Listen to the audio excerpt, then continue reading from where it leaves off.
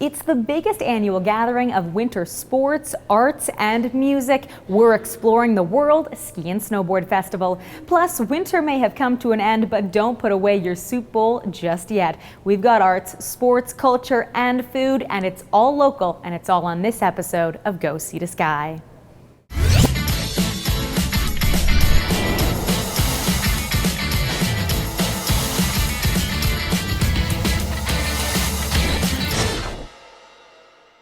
Welcome to Go Sea to Sky, only on Shaw TV. I'm your host, Heather Butts, hanging out at State of the Art, one of the biggest events during the World Ski and Snowboard Festival here in Whistler. Yes, the festival is about more than just skiing, snowboarding, and partying. Well, those are pretty important too. Art plays a major role. More than 100 artists apply to be in State of the Art every year. And this time, just 51 were accepted. So why is this gallery so prestigious for artists in the Sea to Sky corridor and beyond? Well, let's go explore and find out.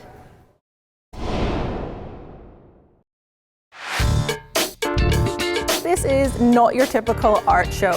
What I like to think of it is an art show for people who don't know they like art yet.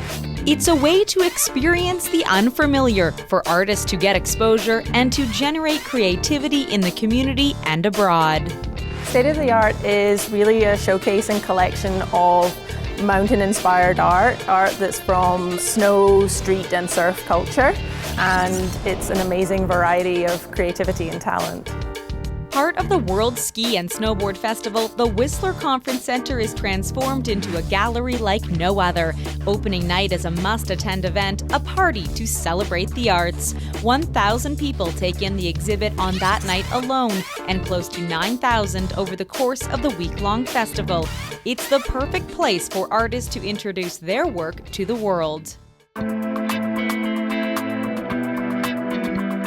Want to be seen, want people to experience my photos. It's not about selling it though. I just want to show. If I do sell, that's a bonus, but just happy if people are smiling when they see my stuff. Climbing high mountain peaks to capture the beauty that is Whistler, local photographer Sean St. Denis helps observers see beyond their own grasp. That's one of the reasons we went to Black Tusk, because not a lot of people see it from there. They see it from Whistler. So I wanted to go somewhere and show people a different angle or what it looks like to be over there. From one wall to the next, every individual exhibit is unique. More than 100 artists applied to the showcase, but just 51 are selected by a jury, the majority local. I put together a group of artwork that is all talking about interconnectivity, and so I did pieces about choosing your own adventure, picking a head, picking a body, and making your own creation out of my artwork. Mueller's hands-on feature is new for the artist, celebrating her third year at State of the Art. I love State of the Art because there's so many different artists, and every year everybody's stepping up their game. It's great to see all the new pieces that people are creating, and the crowds that come through are just fantastic. Creative and community-oriented, 25 artists painted skull candy headphones to be auctioned off during the event, with proceeds going to the Zero Ceiling Society of Canada.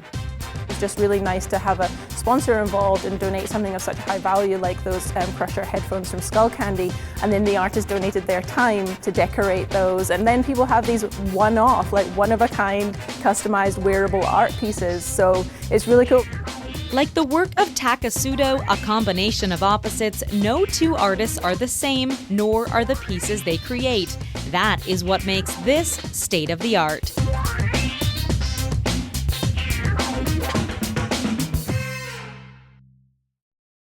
All of the work is, of course, for sale, and prices range from $5 to a few $1,000s. If you were here and happened to see a piece you liked, or perhaps during our story, head to WSSF.com to connect with the artist. Well, from one form of art to another, gaining popularity with their series of covers on YouTube, Toy Zebra is now taking off on a provincial tour. Our Paul McClellan tells us what this band is all about.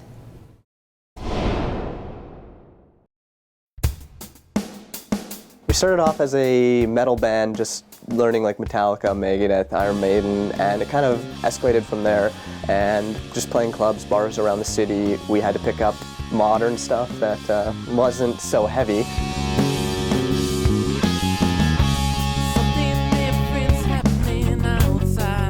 Port Coquitlam-based Toy Zebra are known around Vancouver for their rambunctious sets with plenty of covers of rock favorites. But the now 7-year-old band is also working on their first EP as they establish their own sound. Still, I think you'll be around.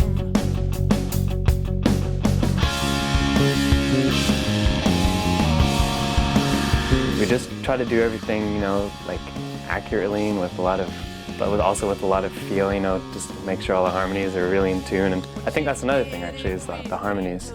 I sing a lot of lead songs.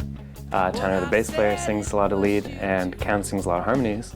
And so in all the songs, we're pretty much always singing. Like the harmonies and stuff came from a lot of, we've been together for years, singing together and stuff like that. When sometimes our personalities being so different, we can get in arguments, but it really is, it's like a family right now.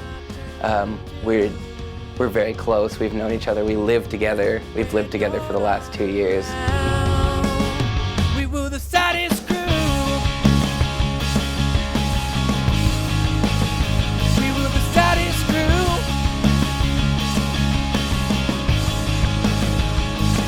With alternating lead vocalists, does that give you guys a different sort of dynamic than most bands? Oh, I think so, for sure. I mean, my voice is a bit higher and more kind of soft and pure, whereas his is more gritty and lower, so his is really good for the kind of more gritty songs, and mine's better for the softer songs. So it kind of complements each other, and it allows you to do more songs and have a bigger variety of what you can do. Forget to remember all that we've been through. We were the saddest crew. We were the saddest crew. One of our biggest things is our light show. Our sound man runs lights as well, and lots of lights, very dynamic, all over the place, lots of energy, like to interact with the crowd. If you come to our show, just expect to do a little bit of singing and clapping along and just really high energy. We really feed off the crowd and we feed off each other, and hopefully our energy comes across and gives everyone a really good time and a good experience.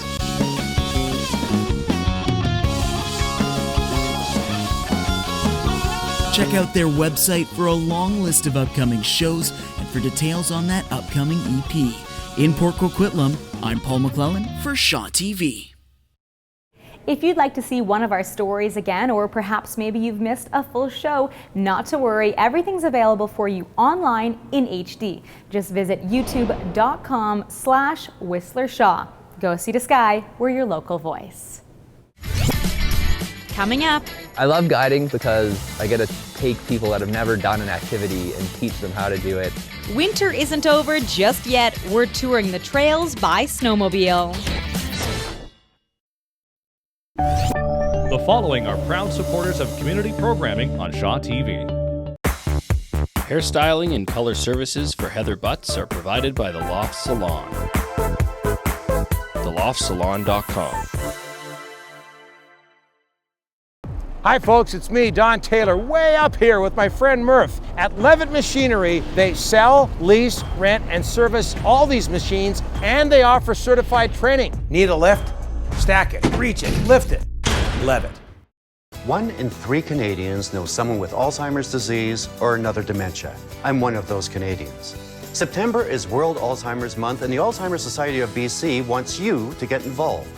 Use your creative ideas, your outstanding talents, and your sizzling passions. We make it easy to create a unique fundraising event or join in someone else's. Do anything for Alzheimer's and help support people with dementia, their caregivers, and research for a cure. Let's get started at anythingforalzheimers.ca today. When he was only 16, Richard Pierpoint was enslaved in Senegal and taken to America. All us men have sworn on this petition to fight. You're an old man. The British Army has militias and trained soldiers. I fought with the British during the American Revolution.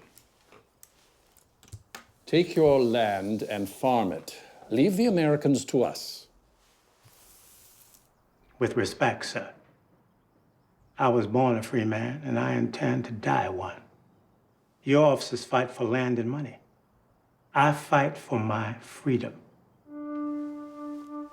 Richard Pierpoint was one of thousands of black loyalists who won their freedom in the American Revolution. 30 years later, at the age of 68, he petitioned for an all-black unit that would defend Upper Canada during the War of 1812.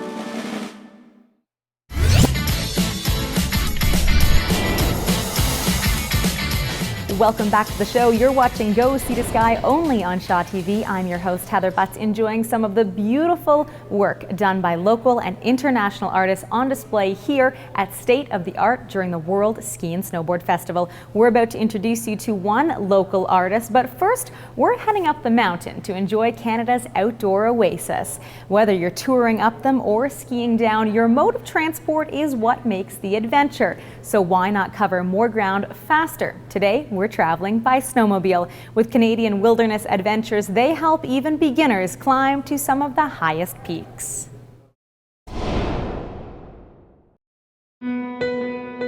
Outside and up in the mountains, it's just good for the soul. There are many ways to travel through the wilderness. Your mode of transport is often just as exhilarating as the views you'll take in. On this trip, we'll travel by snowmobile. We're going to go over some safety stuff before we get out on trail. I just want to make sure you guys are comfortable on your machines, and then we'll head on up and get some breakfast on the way. Yes, a Yukon breakfast awaits, but we'll have to earn it. This journey starts with a full review of our machine, including safety procedures, operating instructions, and riding guidelines. You need to grab that, lift it up, and then a little gray or orange button down here on the left-hand side. Push and hold it for a couple seconds and your machine should kick to life. Canadian Wilderness Adventures guide Jordan Chernesky has been introducing riders to snowmobiling for 3 years. With an education in adventure tourism and a passion for sledding, he has just as much fun as his guests. I love guiding because I get to take people that have never done an activity and teach them how to do it. And I can see them break out of their comfort zone and see the smiles that it puts on their faces at the end of a tour. Carving our way through the remote backcountry of the Callahan Valley, past snow-covered lakes, the pristine views have an added thrill when you experience them with the power of a snowmobile underneath you. But it's not all about the ride or destination. Be sure to stop and take in the serene views that surround you. All right, guys, how's the ride going so far? It's great. All right, so welcome to the Sprout Mountain Lookout. We've got the Tantalus Mountain Range off to the left here. There's Daisy Lake way down in the valley, and the Brandywine Mountain up across from us. Leaving the lookout behind us, the landscape begins to change as we continue to wind our way up the rugged mountainside. It gets steeper, tighter, and more technical as we enter the old-growth forest. You're progressing into this area where the trees are 500, 600 years old, and it's just this massive tree canopy all around you. It's just it's an amazing feeling.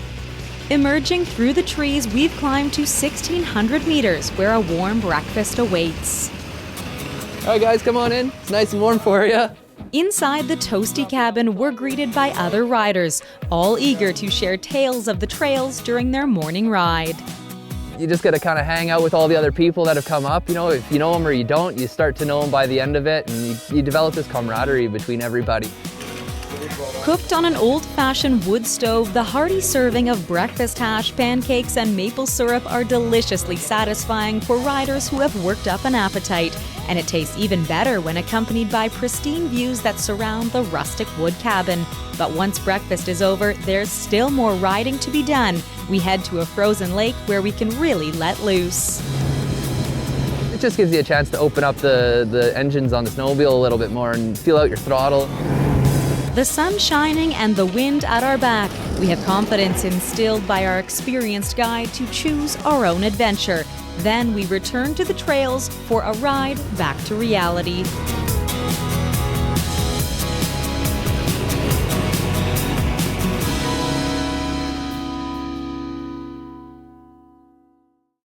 Canadian Wilderness Adventures offers snowmobile tours right until the snow is all gone, so you still have a few weeks to get out and ride.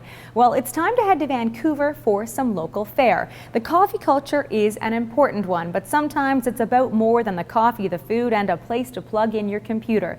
The great little cafes and community hubs come with a unique story, and our Johanna Ward certainly found one in Kits.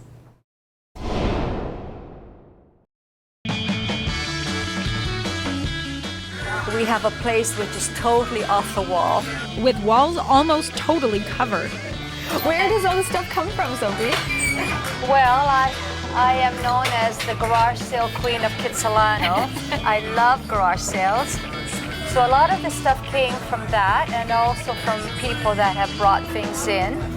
Sophie and Sophie's on West 4th in Kits has a well-earned reputation as the keeper of kitsch, making her the mama of other people's passed on memories. Sure, of course, yeah. Let's Do you see ever what you've say got. no? No, I never say no. You never say no? No, I never say no. How come? Well, because, you know, when someone makes that effort to bring something that they absolutely love and they can't part with, how can I say no? How can I part with it, right? So I say, okay, there's a spot for it. It's right there. Next time you come in, you'll see it. That family feel extends to the food. They were doing brunch before, well, everyone started doing it, and they're staying true to the recipe, still serving heaping portions of healthy and hearty. The food is an equally important part of the whole that Sophie sees as the cafe's continued success. Our food, our location, is my beautiful staff, and also the craziness of this place. You used to dance in those shoes? Yeah. Really? Yeah. Aren't they great? They're pretty amazing. Look at that. Look at that. They're so in now, aren't they? They actually are. Do you remember the first day that you opened? Yeah, I remember the first day because we were both so scared, my brother-in-law and I, because we're co-owners. That was 26 years ago. Now, Sophie's Cosmic Cafe is a household name in Vancouver at a restaurant where you will never feel like a number. It's very much a community restaurant, and I'm very much honored by all the success we've had. We've got, you know, memories from your own family on one side, other people's memories. Absolutely. And I think that's the magic of this little restaurant. It is kind of cosmic, isn't it?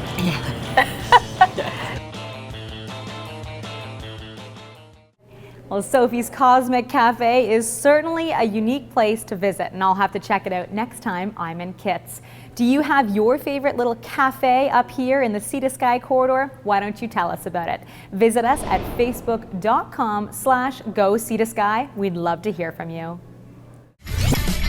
Later in the show, we took a little bit of a fun twist on a butternut squash soup. hearty and healthy, we're making butternut squash soup with a Thai twist.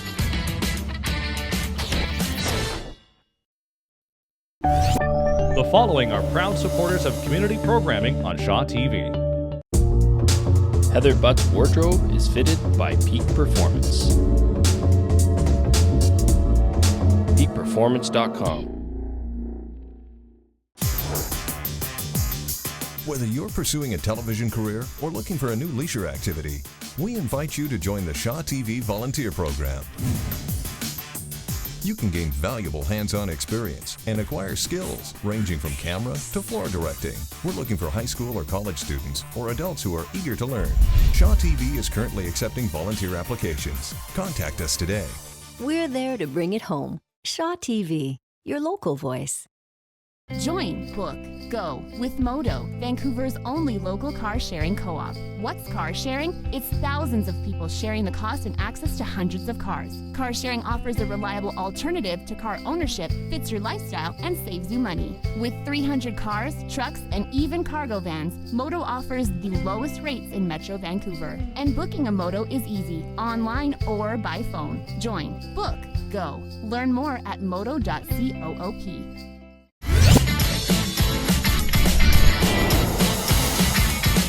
Welcome back to Go Sea to Sky. I'm your host, Heather Butts, hanging out at State of the Art in Whistler. And in just a few minutes, we'll introduce you to a local artist you may want to keep your eyes on. Well, spring has arrived in the valley, and just because the temperatures are heating up outside doesn't mean you need to cool things down in your kitchen. A hearty and healthy bowl of soup can help you power through your afternoon of riding on the trails. Why not try a spicy butternut squash soup with a Thai twist? Well, one local chef makes it easy for you so you can do it yourself.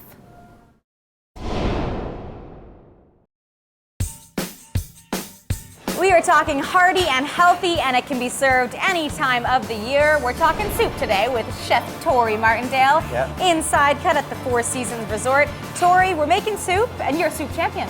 We are actually. We've won it the last 2 years in a row. And that is the Whistler... That's the Harvest Soup Challenge at the Farmers Market. The Harvest Soup Challenge. Okay, so what is the soup that you're making for us today? All right, well, we took a little bit of a fun twist on a butternut squash soup. So we've actually taken some Thai influences and crossed them over into the butternut squash soup. We got some really fun ingredients like kaffir lime, red Thai curry, some fish sauce and lime juice, and coconut milk. It really brightens it all up. So it really takes that homey, hearty, traditional soup and adds a little flavor. And gives it a little bit of funky flavor, absolutely. All right, so how do we make it? All right, so what we're gonna do is we're gonna start off with some ginger and garlic and shallots. We're gonna saute those out with some kaffir lime. The kaffir lime is very traditional for Thai flavors, and some red curry paste. The red curry paste is really sharp lemongrass and chili. We're gonna add some chopped cilantro stems in there. And you're just sauteing all this? We're gonna saute it all out really well, and actually we're gonna use the shells from the shrimp because a lot of the flavor actually comes from the shells. And we're gonna cook those out in the soup, and at the end we blend the whole soup up and we pass it through a fine strainer and it retains all that beautiful flavor. So once we've got all of these ingredients, you're sauteing it right now, this is great. And then we add the butternut squash, is that it? Yeah, absolutely. And then we take the fish sauce and the lime juice, and it's an acid, so it pulls everything off the bottom of the pan. You add a little bit of your Fitzsimmons stock, and you let your soup simmer out, and then you give it a good blend at the end. Okay, and what about the coconut milk? The coconut milk goes in just as you begin to go to simmer, and it cooks through, and actually coconut milk makes it a little more healthy, so you don't use a heavy cream, so it gives a nice rounded smoothness to the soup. So how long did we saute this for? We saute, it takes probably about 10-15 minutes to saute out the ingredients, and then once you deglaze and you add in all your liquids, you go for about 45 minutes. So once you've added, your major liquids, the water, the coconut milk, you simmer that on the stove for good 45 minutes until all the vegetables are very soft, and then you blend it in a regular bar blender and pass it through a fine strainer. So a fine strainer that gets rid of all the tails, the shells. Exactly. So you want to pull all that flavor out of the shrimp shells and then strain it out at the very end. You make it sound pretty easy. It's pretty easy, and it's extremely flavorful, and it's easy to do at home. Okay, and this is our finished product here. Absolutely. So we got some beautiful, rich, colored soup. We did some tempura shrimp just to kind of go along with the theme, and some cilantro, and then it's just simple to serve. So you're pouring that soup over top of your tempura shrimp. Absolutely. Look at this, that's gorgeous. And if you want to put a little more garnish on there, you can take a couple of cilantro leaves and just sprinkle it on the top. And actually, I've got some green onion that I've soaked in some ice water as well. Just add it. Beautiful and easy. And easy. Thank you. You're very welcome. Well, that soup is delicious, and making it is as easy as it looks. Something that's not so easy, creating some of these stunning pieces of work that are hanging on the walls at State of the Art, crafted by many local artists. One of them is Chris Kupski. The Maple Ridge native moved to Whistler only a few years ago and has literally masked many walls with his work. He's inspired by his childhood and trips to tropical places, but he doesn't consider himself an artist. Here's why.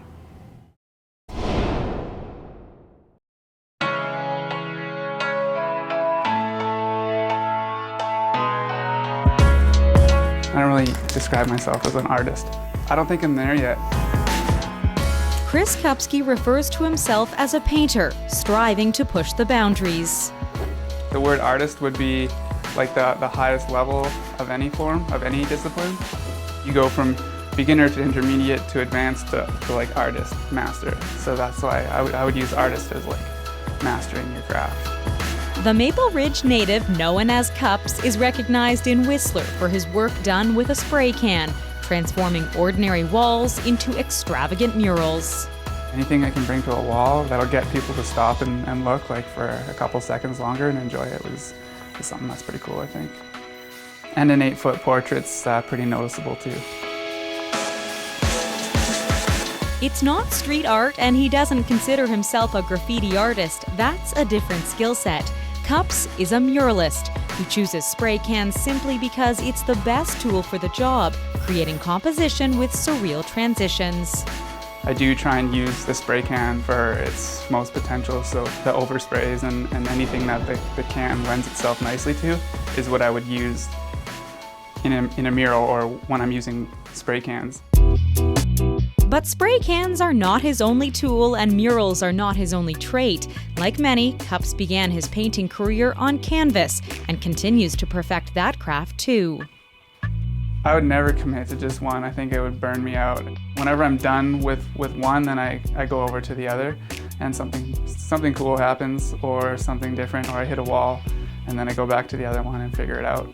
It's like a chess game between the two. He describes his work on canvas as photorealism. The technical brushwork helps with composition, which transfers to his murals. He couldn't have one without the other, and for this, he credits his mother. She's a primary teacher, and every day is like arts and craft day growing up, so she was my paint buddy for a while. When a spray can was put in his hands, his eyes were open to a new style, a new dimension of painting, and a faster way of doing it. Cups admits while a painting can provide substance and meaning without words, some of his latest commissioned pieces have quotes, helping the observer to see the hidden agenda. A lot of the time, the portrait that I'm painting is of somebody in history that's been really influential or inspiring, so there's always something cool that can be attached. So I learned something and then I get to share it. The quote on his latest piece in Whistler Blackcomb staff housing reads, "If we walk far enough, we shall sometime come to some place." For Cups, that means progressing to a point where his work is displayed in international galleries, labeling him an artist.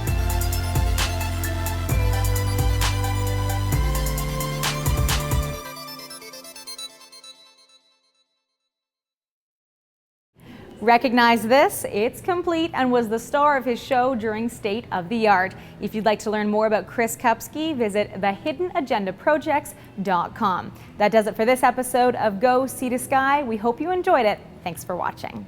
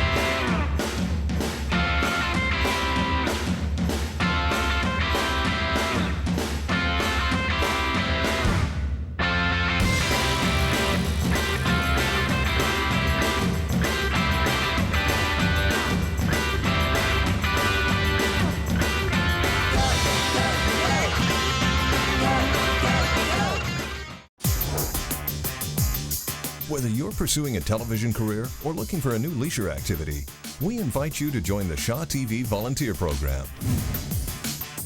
You can gain valuable hands-on experience and acquire skills ranging from camera to floor directing. We're looking for high school or college students or adults who are eager to learn. Shaw TV is currently accepting volunteer applications. Contact us today.